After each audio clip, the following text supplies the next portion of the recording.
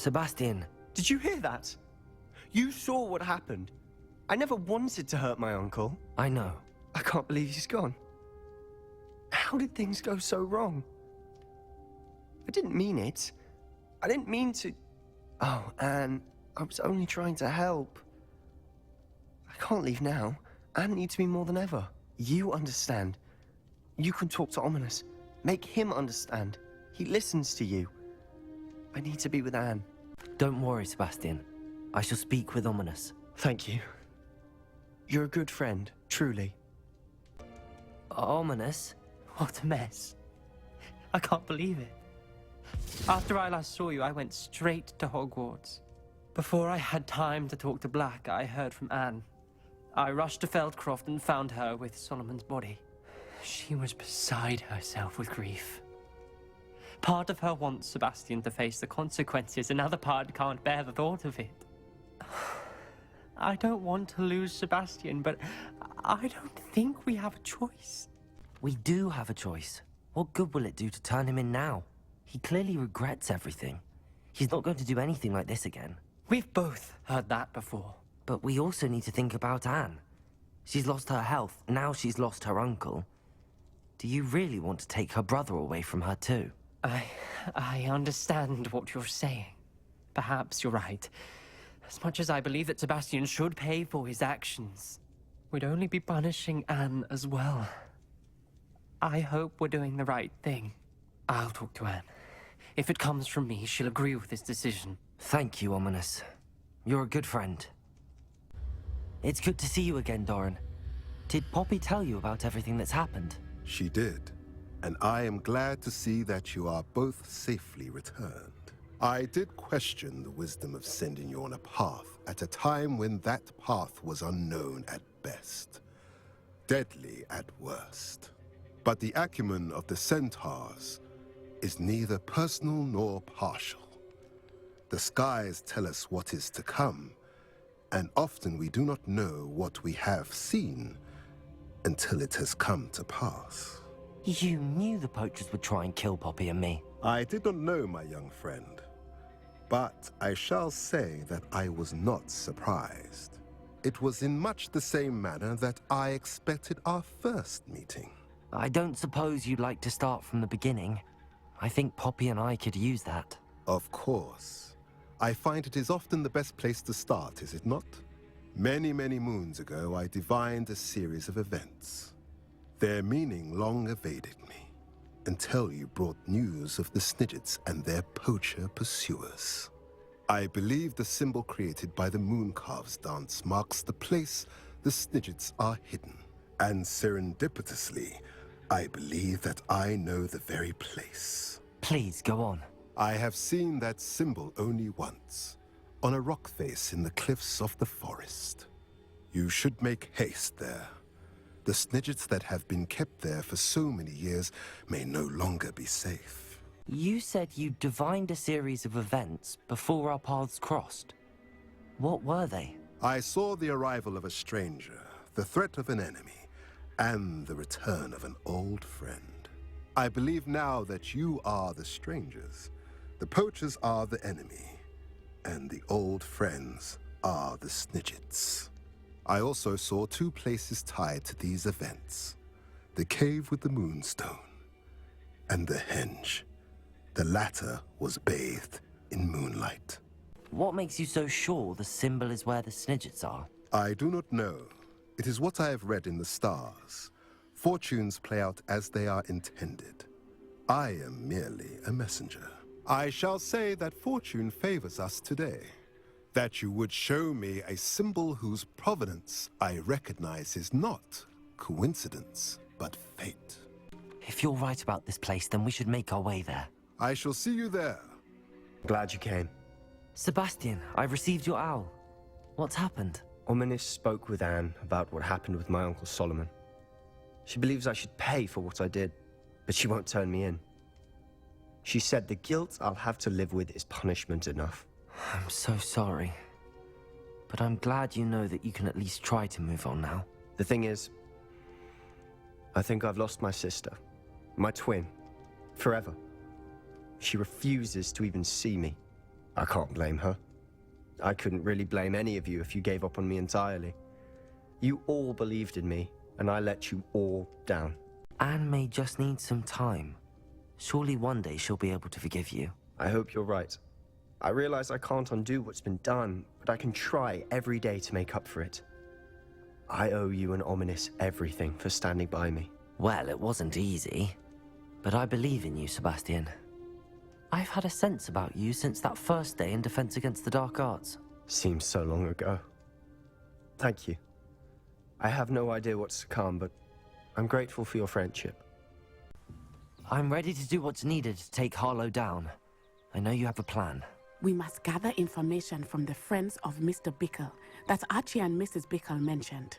Agabus Filbert, Otto Dibble, and Mr. and Mrs. Rabe. All right.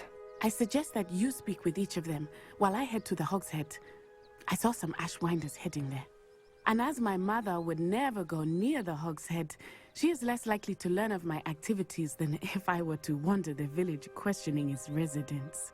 Where am I to find these friends of his? I do not know about Mr. Rabe, but his wife, Daisy, is often in Hogsmeade, as is Agabus Filbert. And Otto Dibble, he works at Gladrags, so you will likely find him there. What sort of information am I trying to gather from these people? They may know what evidence Mr. Bickle had against Harlow, or they may have evidence of their own. We simply need to know whatever they know. Very well. I'll speak with them, see what I can learn. I knew I could rely on you.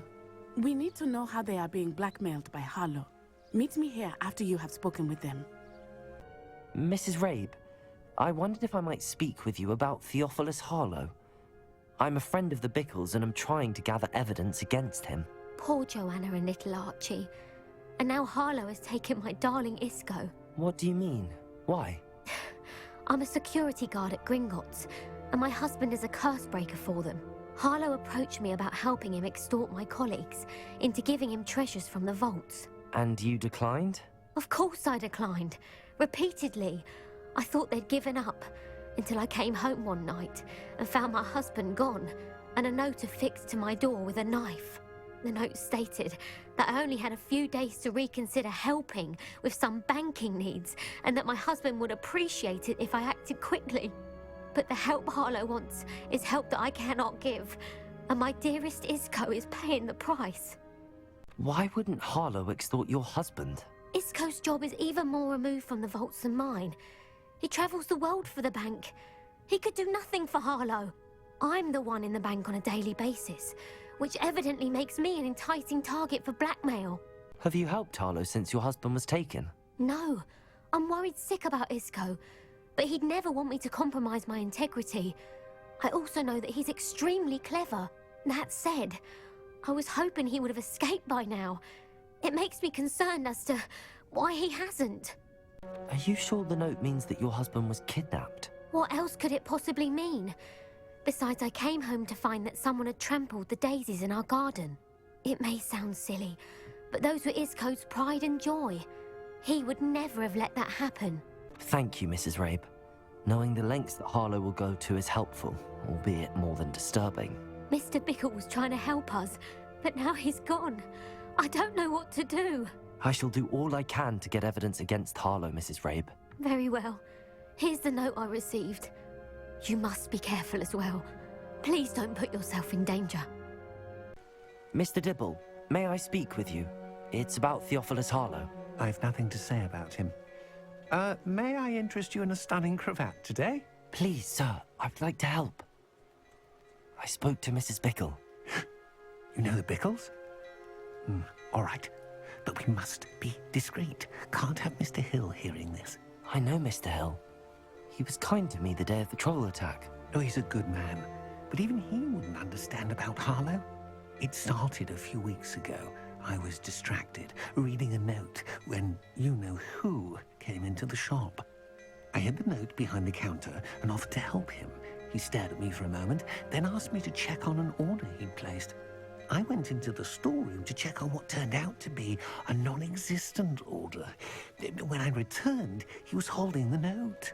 What was in the note? It was a note from Rosie Hill, Mr. Hill's daughter. You see, we've been, well, secretly engaged these past 6 months. We haven't told Mr. Hill yet. I dare say he has higher hopes for her. Harlow advised me in no uncertain terms that my relationship with Rosie, not to mention my employment here, depended upon my cooperation. What does he ask you to do? It all happened so quickly. In an instant, he took a very expensive scarf from the counter, pocketed it, and smiled. He said, "Your secret is safe as long as I can supply my lady friend with delightful items like this every so often." I've been able to cover for his requests until now with some creative bookkeeping, but I can't keep it up for much longer. I'm terrified to say anything. I could never live without Rosie. Could you give me a bit more detail about the note? That might help me to identify it should I come across it. It's on Rosie's special pink stationery. It has her monogram at the top, RH. That's how Mr. Hill would know it was real. What have you been doing to keep the extortion a secret? Well, as I mentioned, creative bookkeeping. And I've also been trying to cover the costs with my own savings, but I'm running out of money.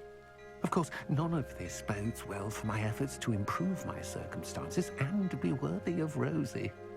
I met Mr. Hill the day of the troll attack. He was kind to me. Why don't you just tell him? He's a lovely man, but when it comes to Rosie, I fear he loses all perspective. He'd see this as a grave betrayal. I'd lose my job instantly, and Rosie as well. Thank you for telling me. I'm gathering evidence to take Harlow down. I would love nothing more than to see him rotting in Azkaban, but be careful. He's an awful man and incredibly dangerous. As for Rosie's letter, should you happen upon it, I have committed it to memory. You may destroy it immediately. Understood. Excuse me, Mr. Filbert. I wondered if I might speak with you about your dealings with Theophilus Harlow. I hope to ease Mrs. Bickle's mind by gathering evidence against him. Oh, tragic what happened to Bickle.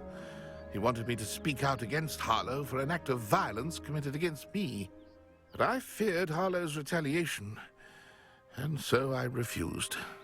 You may have shared Mr. Bickle's fate if you had spoken out against Harlow as he requested. Unfortunately, I suspect you're right. You said that Harlow committed an act of violence against you. Could you tell me what happened? Before my extraordinary wife, Dulcibella, passed away, she had just completed a small book of poetry. As a surprise for her birthday, one she never had the chance to celebrate, I had the book beautifully bound and plated in gold.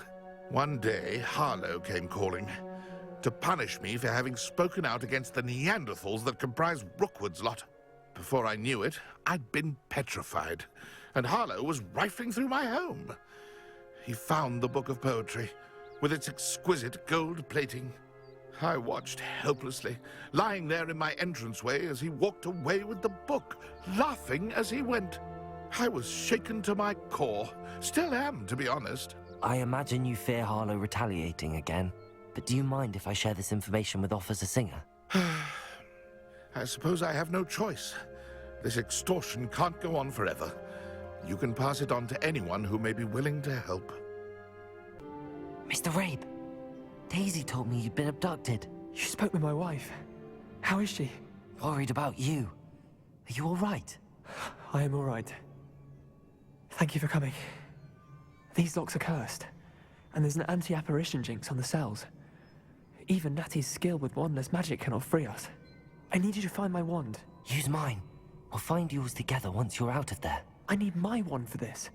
Using one with which I have no connection may not work as well or as quickly, and we cannot risk detection. I shall do my best. Any idea where it might be? It's nearby. I can sense it. Understood. I'll find it. Mr. Rabe's wand could be in there.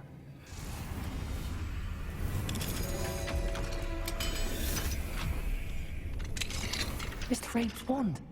He'll be glad to have this back. Mr. Rabe, I found your wand. Well done. I knew it was nearby. Now, you best stand back. One never knows how a curse will react to being broken.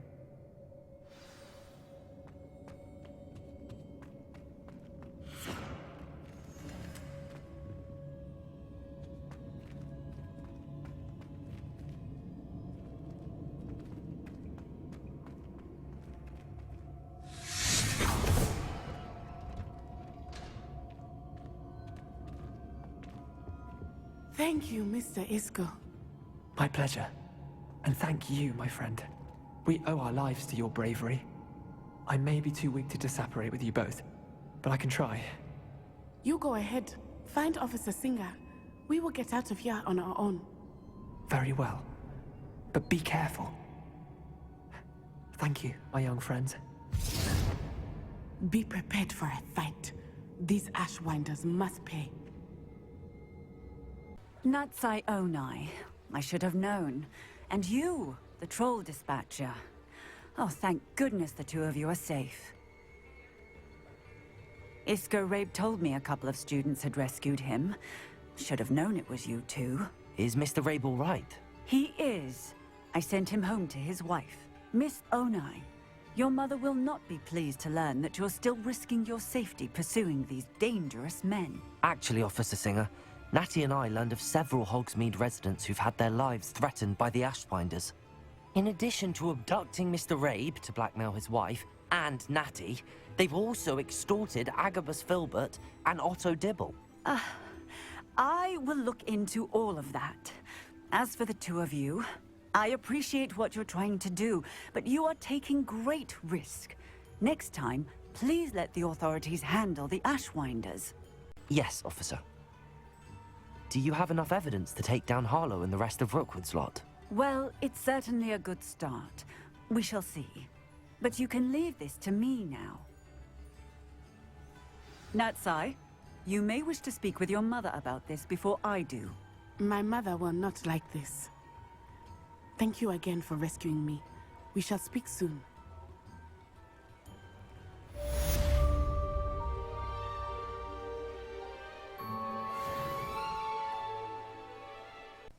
I got here as soon as I could. Did you see the symbol above the entrance? It's the one the mooncalfs made at the henge. Of course Doran implied as much, but to see it up there... Could this actually be where the Snidgets are hidden? Let's find out. Doran's waiting for us just up ahead. I'm ready if you are.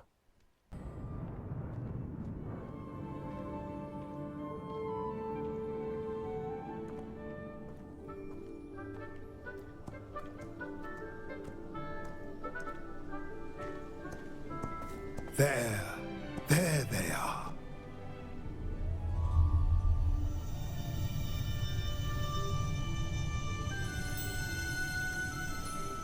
Now, all that remains is to break the charm. You want us to...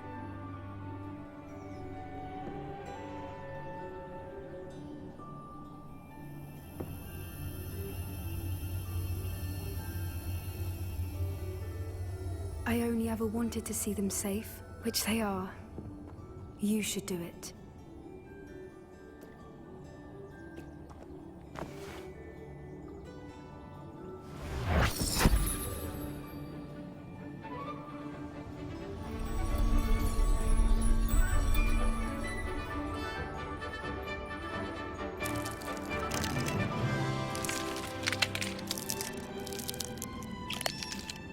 Merlin, they're lovely.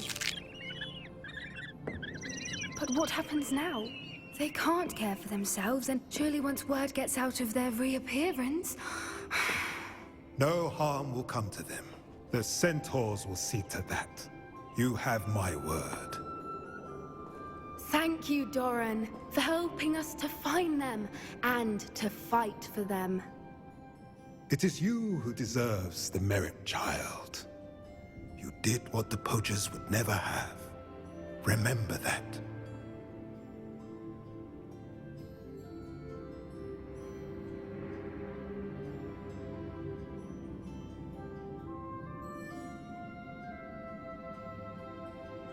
You both fought bravely today.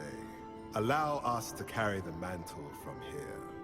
If it's all right, Doran, I think I'd like to stay behind and spend a little more time with the Snidgets.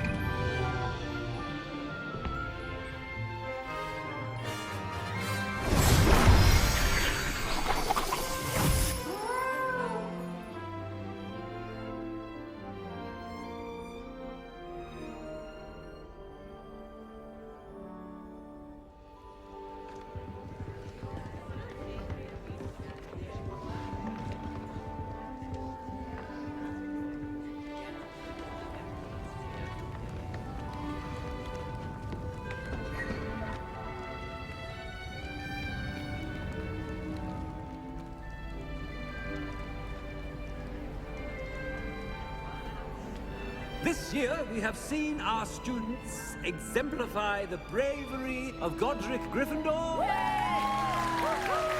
now to finish, the loyalty of Helga Hufflepuff. The wisdom of Rowena Ravenclaw. And the ambition of Salazar Slytherin. And so, the winner of this year's House Cup... Excuse me, Headmaster, if I may. One particular student's heroism during the attack on Hogwarts, not to mention the level to which they have excelled in their coursework, as a new student, no less. Well, it would seem that it certainly merits, I'd say, 100 points to their house. Wouldn't you agree? Ah, yes. Thank you, Professor Weasley. I suppose we have our winner.